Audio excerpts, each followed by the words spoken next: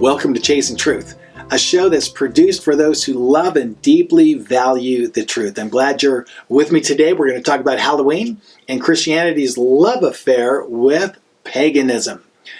You see, once Christianity divorced itself from Israel and the Torah, it no longer had any defense against paganism. It was relatively quickly seduced and immersed in pagan ways and traditions. Like Israel of old, she too fell headlong into the darkness of idolatry. She now had to find a way to justify it. And syncretism was the strategy. Syncretism is where you take two opposites and merge them together, mix them together, and make them one. And so when we take what God has given to us, truths and practices that He ordained, and we mix those with the lies and practices of the evil one, when we merge those and mix them together, that's called syncretism. God forbids that. See, God has saved us. He's called us to be holy. And guess who defines holiness? Not you, not me. God defines holiness. Now, in terms of the holy days, God gave us 8 annual holy days for rest, reflection, for worship, and celebration. You'll note well that in the pagan world religions, there are 8 annual holy days also, in which the pagans pay homage to their fallen gods, the fallen gods of this fallen world. And again, God clearly forbids us from participating in that. Now, one of their big holy days is Samhain. And Samhain is a fall festival. In fact, Halloween originates in the ancient pagan festival of Samhain. It's also known as, popularly, the Day of the Dead. It's all about the Day of the Dead, departed spirits, the ghosts, if you will, or spirits that are departed. In fact, it's during this time that these spirits visit the earth. And it's the best day to contact and communicate with the dead. Now, trying to communicate with the realm of the dead is forbidden in the Torah. It's called necromancy. It's a form of divination. God says, don't do this. It's simply the interaction with the realm of the demonic. Don't do it. Christianity, instead, syncretizes this pagan day of Samhain with their own day in which they memorialize or remember the martyrs and saints who have previously died. So they took their day, which was actually in the spring, and they moved it over to the end of October, beginning of November, and merged it with Samhain and mixed the traditions together, gave it a new name, if you will. And this, in fact, is a form of syncretism. So, as Samhain merges and is mixed with All Hallows Eve, it later becomes known as Halloween. Again, the fact of the matter, Halloween is one of Christianity's syncretized holy days. It is a symbol of her independence from Israel and the Torah. Think about that.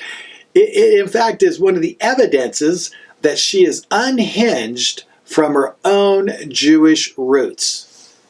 In terms of dollars spent, think of this. Halloween is second only to Christmas. It even beats and surpasses Easter. It's second only to Christmas, as Americans spend every year approximately $6 billion in observance of it.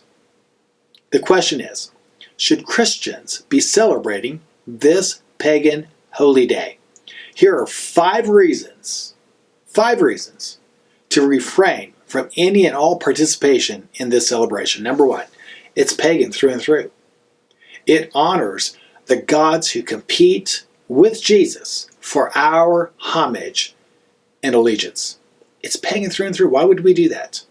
Number 2, God forbids us from participating in pagan days and pagan ways, pagan forms of worship, as clearly stated in Deuteronomy chapter 12, verses 28 through 32. It's called the law of idolatry. Now, because the church is unhinged from her own roots, has already rejected the Torah, she doesn't have this basic framework to understand these matters. This is how she gets seduced and trapped in all of this stuff, right? In fact, Paul in 1 Corinthians chapter 10 talks about the involvement within the demonic realm as we, as believers, also worship the living God. He says you cannot bring those two together. You cannot worship God and the evil one. You can't do that. You'll only provoke God to jealousy. It just spells trouble for us.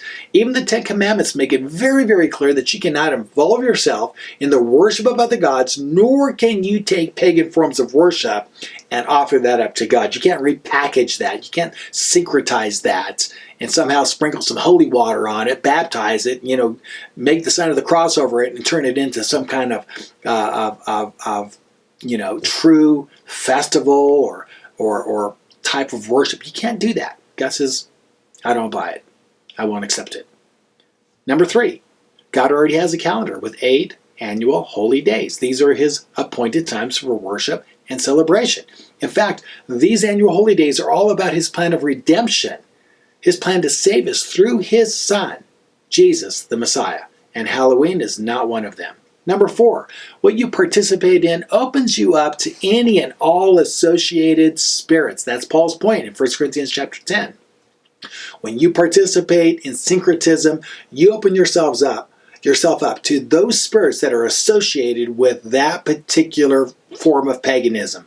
Whatever gods are being honored, you open yourself up to their influence. And all of them, I'm telling you right now, all of them are deceivers, liars, thieves, tormentors, and killers. They look for those whom they can seduce and steal from, and later torment and even murder if they can do that, or lead you into that. You're no match for them. Your sons and daughters are no match for them. What are you thinking? We need to come out of that. And then number 5, the final point or reason. Paul, the apostle to the Gentiles, warns us in Galatians chapter 5, verses 8 through 11, not to turn back to these weak and worthless pagan holy days. That's his message to the Gentiles in the book of Galatians. Don't mess around with these ancient pagan holy days. You have your calendar from your Father in heaven. Why would you embrace the calendar of Rome with all of its paganism or current contemporary calendars today, which are outgrowths of that paganism? Don't do it. They're worthless and weak and will only spell trouble for you. So in conclusion and application, following Jesus requires us to turn from our pagan ways and to the one and true God. His holy days are beautiful. They're pure. They're exciting. They're uplifting. It is not coincidental that the world's most popular pagan religions have 8 annual festivals in dedication to the old gods. And also keep in mind, the days you observe and celebrate reflect your allegiances to the spirit realm. One of God's names is jealous. He's a jealous God. He will not tolerate you or me or any of his people paying homage to the old pagan gods of this world. Playing around with syncretized pagan holy days will only provoke him. In fact, Paul asks the question in light of this, are you stronger than him? See, if you're not, don't provoke him. And I want to make it very clear here. Halloween is a provocation. It is. Make no mistake about it. My final word to you is either serve the devil or serve the Lord. But you cannot serve both of them. Well, that's it. Thanks for chasing truth with me on this all-important matter. If you have a chance, please subscribe to this channel below. Like it, subscribe to it, share it on your social media. Comment below if you will. That would help us out. Let's get this word out, right?